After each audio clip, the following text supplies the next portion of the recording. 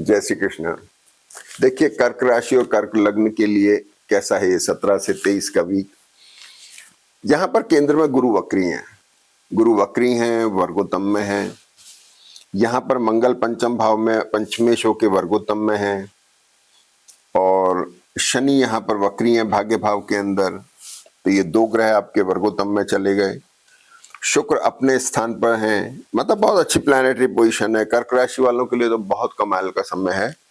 गुरु यहाँ बैठ करके, हालांकि अतिचारी अवस्था में, बहुत फास्ट रोटेशन में, इसके बावजूद भी आपको ये कुछ ना कुछ मदद देके जाएंगे, मान सम्मान की तरफ मदद देके जाएंगे, आपको इंपॉर्टेंस देके जाएंगे, भाग्य में वृद्धि करके जाएंगे, मैरिटल और बिजनेस रिलेशनशिप और प्रोफेशन के लिए बहुत बेटर करके जाएंगे और एसेट की तरफ आपका डेवलपमेंट दिखाई दे रहा है, क्योंकि शुक्र चतुर्थ भाव में है और चंद्रमा भी इस वीक में तुला राशि में चलेंगे। तो बड़ा इंपॉर्टेंट फैक्टर है, इसलिए आपकी जनपत्ति बड़ी स्ट्रांग है। अब इंपॉर्टेंट क्या होता है कि मंगल और बुध यहाँ पर बुध वक्री हैं। वीक के शुरुआत में बुध और शुक्र दोनों उच्च नवांश में हैं। मंगल बुध थोड़े पास पास हैं, अडमेंट नहीं होना है। किसी भी चीज को लेके आपको अगर कुछ चीज समझ में आ रही है तो उसके लिए अडमेंट नहीं होना है, थोड़ा सा माइल्ड रहना है। सूर्य मंगल आपको एग्रेशन दे सकते हैं किसी भी तरह के डिसीजन को लेने में। एक्सपेंसेस को लेके खास ध्यान रखें, ऐसा ना हो कि गलत एक्सपेंडिचर हो जाए, क्योंकि उसके आसार दिखाई दे रहे हैं। द्वादशेष बुध इसके साथ में है और सेकंड लॉर्ड मंगल भी साथ में, सूर्य भी साथ में है, तो पैसे आने की स्थिति तो बन रही है। लेकिन आप खर्च की तरफ जब जा रहे हैं, जैसे मान लीजिए जो लोग शेयर मार्केट में और किसी में डील करते हैं, उन लोगों को थोड़ा सा कॉशियस रहना चाहिए इस चीज के लिए लेके। बाकी शनि आपके भाग्य में बैठे हैं, गुरु की दृष्टि से शनि बड़े एक्सप्लोर हो रहे हैं।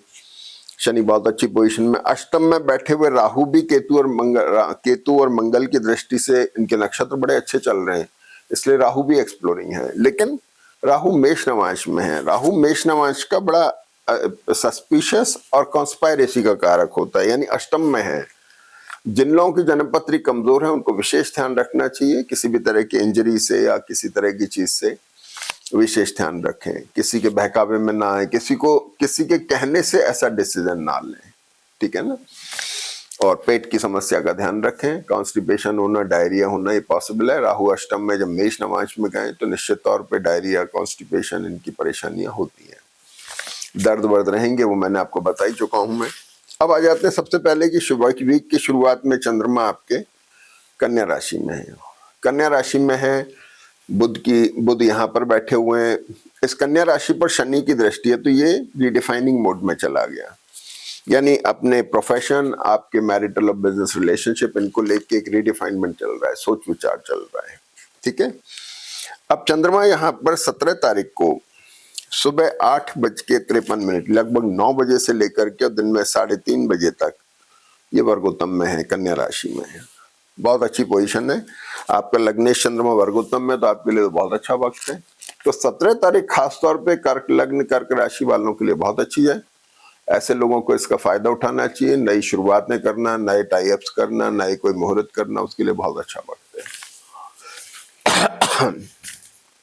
इसके बाद चंद्रमा 3:30 बजे से लेकर के और रात को 10 बजे तक ये तुला राशि में आ जाते हैं।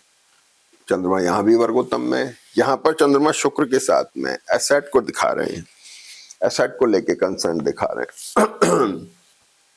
शुक्र चंद्र चतुर्थ भाव में बैठ करके अच्छी सोच विचार, दूरंदेशी से लिए हुए निर्णय बता रहे हैं।